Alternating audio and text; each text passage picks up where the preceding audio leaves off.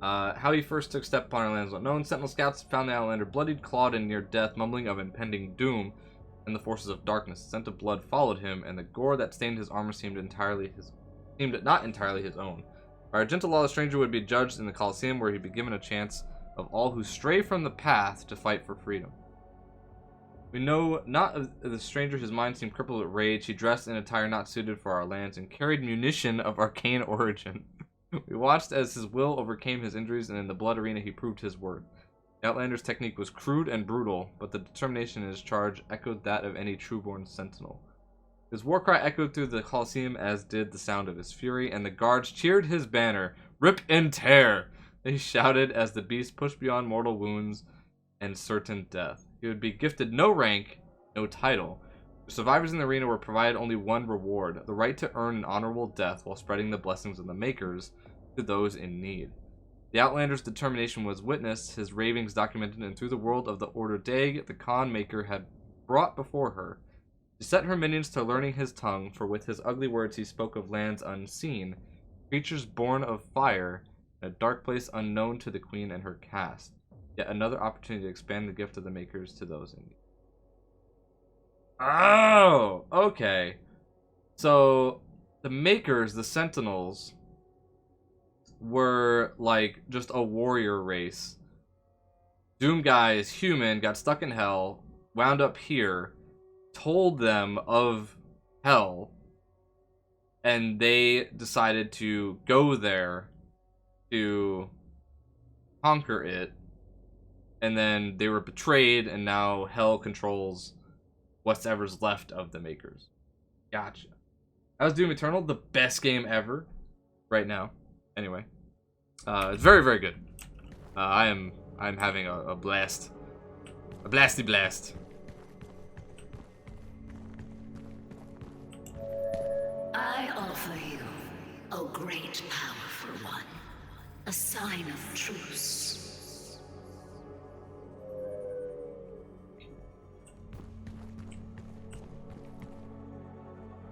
This is cool, man. The blastiest of blasts, yes. Rank up to Baja Blast. Ooh.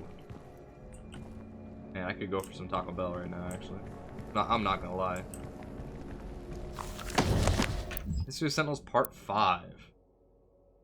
On the eve of the Black Star, the Dark Ones came from a world beneath our own, not through ship nor ephemeral vessel, but through the fabric of dimensions. Out of swirling fiery gates came horned beasts from a timeless realm. First one, then many. Crashing waves of evil swelled from the obsidian forests of the Argentian overlands. The Alorum clans from the eastern mountains fell first to the black hordes of devils, and the city of Talorum was slung under the weight of their charge. We sentinels rose to meet the beasts with spear in hand.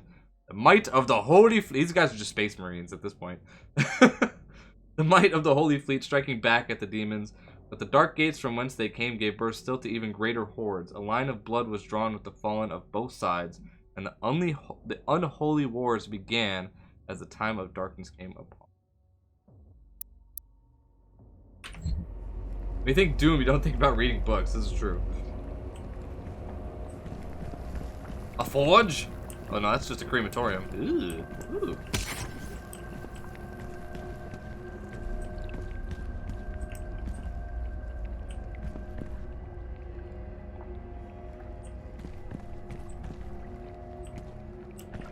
These guys are literally just space marines. I know of what you have left behind. Go back to it then. Leave this crusade. You cannot save them. Rip and They tear. have asked me for this, and so I give it to them. If you let the priest live, then I will return to you what the demons took from you so long ago. You need only turn back, and it will be yours again. All the pain you carry will be gone.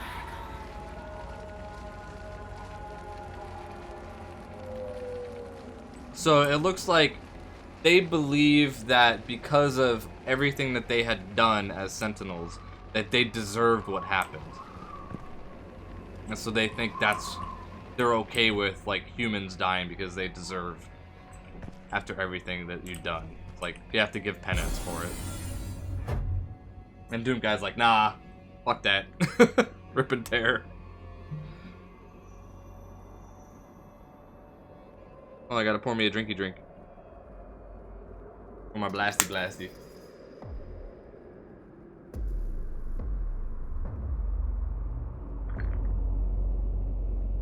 You guys know the liquor stores closed down in Vegas yesterday? All liquor stores. Rough. History Sentinels Part 6. Oh my god, this is a long one. Oh my god, so much history in the Sentinels, holy crap. Unlike enemies of the past, we could not contain the demons emerging from the Dark Realm. Their weaponry was not conjured from machine steel, but from the essence of their very being. Dark magic not known to us in our many conquests. Had we grown overconfident, our victory serving to dull our blade as we drank in the glory of our expanding empire. Lost, we knew not of how to prevail against this foe. Maker God stood perplexed, and our engineers and priests scrambled to find the advantage in battle we so desperately needed.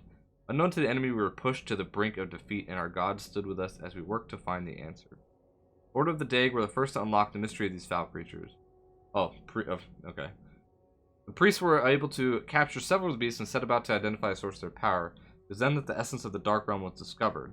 Not wholly unlike our own, power was the life essence that flowed through their twisted form and powered their attacks. It could be harnessed to power our own weapons, giving the Argenta the chance to combat the demons on even footing. Priests believed that with greater knowledge of the essence, we could discover its source and cut it off from the demons to strangle their army from within, allowing us to regain the advantage required for victory on the battlefield. Maykr gave blessings to our majesty and reading, not my strong suit, and directed the priest to delve deeper into the mysteries of the Scarlet Elixir from the demonic realm, where she sought only to return balance to our universe. Proper assimilation was required as hell stood beyond her influence. After great effort, the priests discovered more than they had ever hoped for. They learned of the true nature of the demonic energy and how it could strengthen those skilled enough to harness its power. Energy coursing through the malformed bodies of our relentless enemy could be used to end life or to enhance it. Power to heal, to mend, immortality, knowledge, and enlightened faculties beyond our understanding. The demon's life force in the skilled hands of the Sentinel priests and under the righteous gaze of the Khan Maykr, our people would not only rise to victory over the unholy horde that clawed at our walls, we would move to a higher plateau of existence, ushering in a new era of military science and industrial healing. No Sentinel would grow sick, no Maykr would need to suffer the transfiguration that they so feared. All would be risen, none could ever oppose our peaceful ways and threaten our world again. True balance over hell and its legions over space and time. In this world and all others, we would dictate the order. United with the Makers, we would find eternal peace eternal. They grew bold! So basically the power of hell is like, you know, they're like, oh yeah, that sounds like a good idea.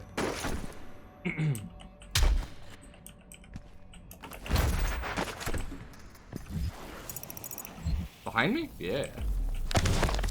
Part 7! Oh my god, these are so... Yeah, fuck it. I'll read it on my own.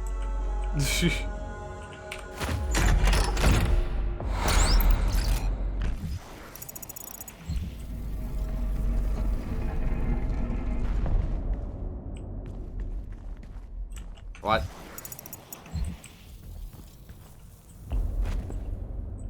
Keep reading, nerd. Hold on. I pushed it there. Oh. There we go. You enjoying the expose? Fine. Alright. Part 7. God Maykr demanded a tithe of the essence, and driven by her desire, the priests submitted themselves to her will. Order of the Dague took counsel with the king, speaking only of the spoiled land sure to be found through the cleft in creation. Whoever wrote this has a very good degree in English. In the opportunity to purge the new invaders from Argent Denur, we took the war to their cursed land, pressing through the gates of wizardry.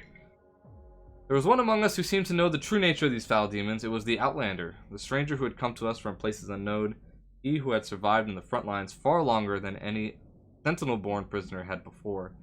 Passion for battle against the vile horde was evident, his lust for their destruction matching our own, though Argent Denur remained a foreign land to him. His fervor caught the attention of the Inquisitors of the Sentinel Guard. This is just fucking Warhammer. Some whispering of a suspected allegiance he held in secret with the demons. Silencing the critics, King Novik deemed him worthy of selection. Signifiers brought a commission to our king, and it was decided that he be lifted from the common rabble. Though no arena-born prisoner had ever been granted the honor, the Knight Sentinels broke tradition and deemed the Outlander worthy of training. A number of disciples grumbled and chaffed at the barbarian present in their ranks. In the war with the demons, all opportunities for even the slightest advantage was to be considered, and as they witnessed the stranger spar with their hall masters, they found him an undying, unrelenting compatriot. This man was an outsider, friend to none, and yet rose each time he was thrown to the dirt of the circle. Battered and bruised, his brow stained with blood, he rose with grim determination for the chance to face his enemies in armed combat once again. Time passed as the stranger was instructed in the codified matrices of their order, the ancient lessons of battle and brotherhood taught to all sentinels. He could sense the opportunity before him. Soon all of hell would feel his wrath once again. Satisfied that he would not be a detriment to their prowess, the Night Sentinels granted him his wish as they ventured through the Hellgates with the stranger in tow. They knew no rest, fighting in the unnatural elements and training under the blood moon of night. The stranger suffered exhaustion, wounds, and sickness, but asked for no aid and was offered none. 3 times the Sentinels ventured into the gate and back, and every return the stranger strode more capable than before. His gait locked in step with the march of the Sentinels, a disciplined and now controlled lust for demon blood ever present. The passing of years and numerous battles with the devils indentured the stranger to Argenta's mightiest warriors, and no longer did they condescend him as a new-blooded conscript, for to them he had become a brother in arms forged in war, an ally and a weapon. I'm pretty sure I've read this story in like a Warhammer book, right? Because in Warhammer, Space Marines, they are selected from I forget what they're like, recruitment planets. So like they have whole planets of like tribes fighting, and like every like year or whatever, Space Marines come back to the planet and like select a few of them that have like survived to become Space Marines, and then like they have to go through the whole like their skin is replaced with like the metal, and they have to like a bunch of surgery so they can wear the power armor and stuff. Like, if you're enjoying any of that shit that you're hearing with like the Night Sentinels and stuff, like read some Warhammer 40k stuff. It's pretty cool.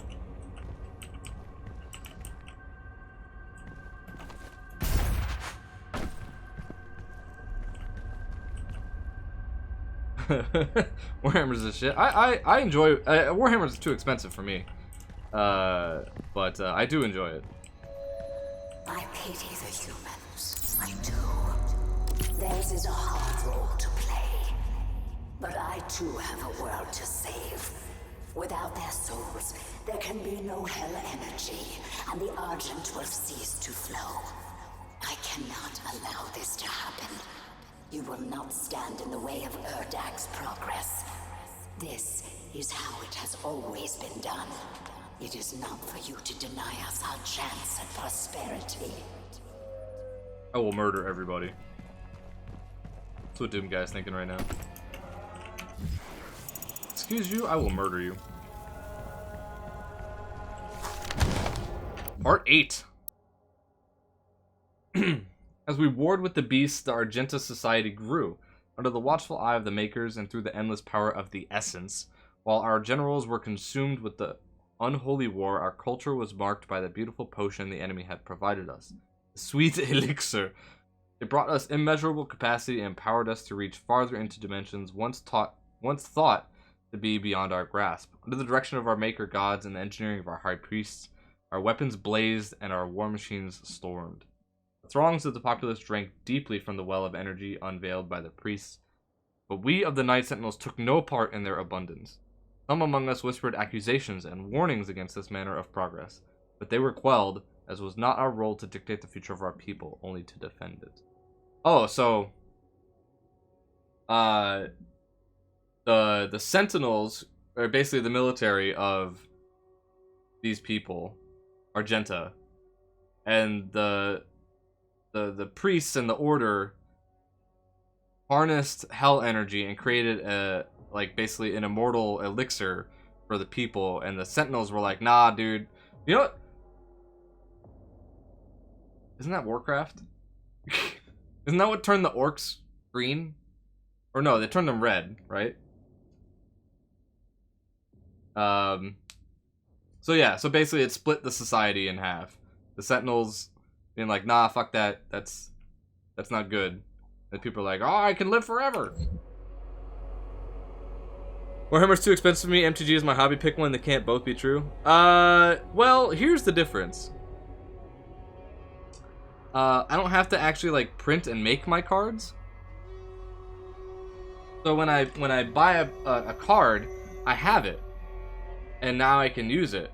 But when I buy like a Warhammer set, I have to like spend the next week trying to build the little 5 squadron thing. I still actually have all my shit.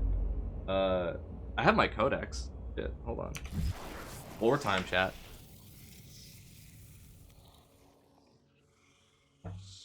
Ah!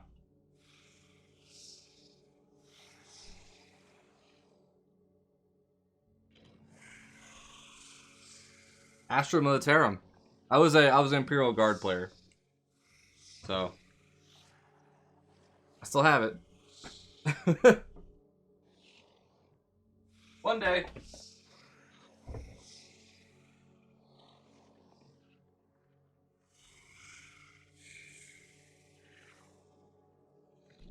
Sure, yeah. It's not that it's necessarily too expensive, although it's gotten more expensive over time, right? What is the Astral Militarium? Basically it's the Imperial Guard. So in Warhammer, most people know the Space Marines as like the general thing in Warhammer 40k, but the Astra Militarum is basically like the humans, the actual like human soldiers.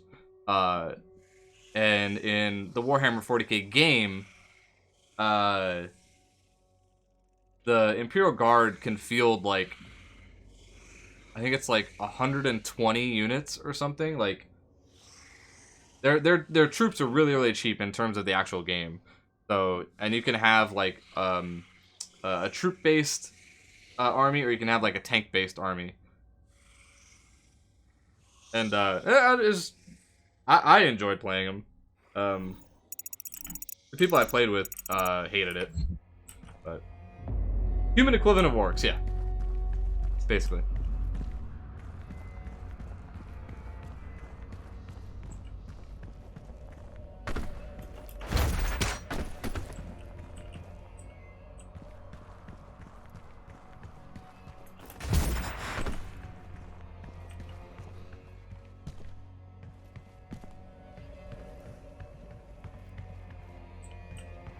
Mother.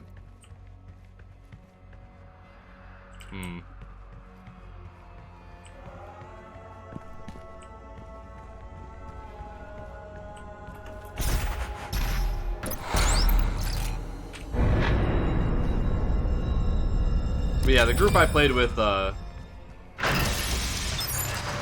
were not massive fans of my Imperial Guard army from when I used to play. And it was because, like, alright, my squad attacks you, let me roll, like, 36 die. Of course, going up against Space Marines sucked because of the armor, but... Alright, part 9. Oh, this is a long one, chat. Get ready. I'm gonna read you a fucking story. As the Black Star ascended to its zenith, as I learned from Magic the Gathering, it is not zenith, it's zenith. If you read any science books, you would know that. I don't. Therefore, I had to find out through Magic the Gathering that is actually called zenith, and that means the height of. As the Black Star ascended to its zenith, King Novik sat restless on his throne as a howling darkness began to assemble just beyond the mountain rise to the east. Blight came upon us in droves, flooding forth from the Hellgate with merciless fury. They brought with them a monstrous Titan, the Dreadnought. More Warhammers. A beast to rival stature and menace of even the mightiest ancestral. The grotesque giant laid waste to all before him, crushing all in his path. This was a total demonic assault, striking at the heart of Argentinor, as never before. How was it that the behemoth could pass through the demonic gate without warning? We would never know, though the Night Sentinels believed treason was at play. This was the betrayer thing. Caught off guard, the Sentinels scrambled late in defiance of the Titan and his horde, and with his coming, the holy city of Taras Nabad prepared for judgment. With the onslaught of the demons masked in the sprawling shadow of the abhorrent fiend, the city shook to its foundation. None were spared, save those that fled north. The vile swarm ransacked our temples and palaces, burning our towers and feasting on the souls of our clergy. Yet the Night Sentinels rallied and held fast against the demons, though they were pushed back and corralled at the blood arena. As the dark of night descended, their swords remained potent and shred the enemy multitude with abandon. That doesn't read very well. Shred the enemy multitude with abandon. Amidst the unyielding ranks of the Sentinels, when all other apprentices had fallen in battle, stood the Outlander.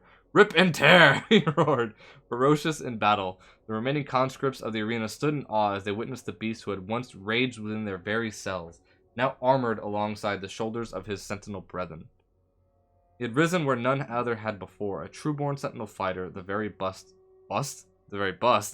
among them. But though the swarm fell before their assault, the Titan remained invincible, for none could tame the behemoth alone. In the hours before dawn, as the Night Sentinels weathered the relentless assault, the Outlander held his ground at the foot of the Great Wall in the northern bend of the castle. Seeing his unending vigor, Samur, Chancellor of the Mother God, hurried the Outlander away under the veil of secrecy, and for reasons unknown, submitted him to a rite untold. This was heresy, for Samur received no consent from the Maykr, nor did he receive her counsel. In the Chapel of Purity, the Outlander submitted himself to the divinity machine. There Samur Maykr, the seraphim known to us only as the aid to the Mother God, blessed the Outlander with fierce speed and power to match his will. It was the method by which this transfusion took place that was most uncertain to us, for we were of the knowledge that the Maykr device bestowed unto the Argenta so many generations ago was to be used by the priests only to find the impurity among us. How could it be that the device that was meant to cull the sentinel breed of its contaminants could then be used to purify the Outlander's body and give rise to the one who would lead us into battle henceforth? What rose from the holy coffin on that faithful day was not the impure abomination the Covenant warned us of. The hero within would come to be known only as the Great Slayer, the Time Walker, Warrior Khan, whose fire sword would blaze forth a path for the just and cut through the demonic horde with a vengeance that only a god king could summon. He rose unbroken by the ritual, his eyes burning with Maykr magic.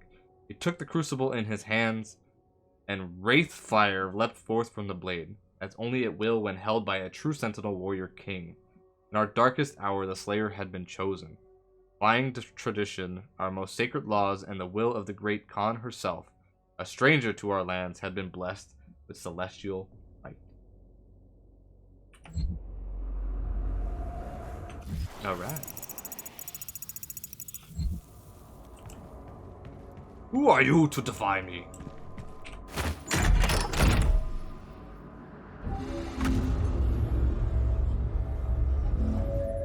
I cannot stand by and watch as you put our future at risk. Earth will be consumed, and the energy will continue to flow. It is your people's survival against mine. Basically, she has to harness Earth in order to keep the hell energy going so that her people could still live. Because they use it to create the,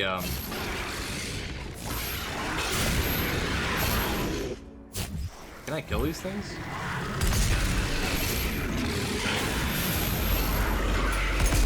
No. I'm gonna have to fight y'all in a bit.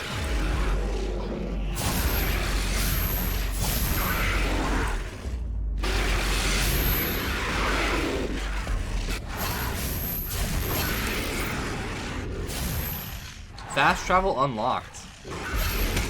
The end of this level.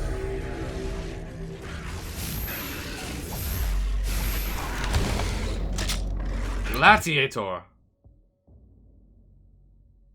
Oh god. Oh no. Okay. Boss fight time.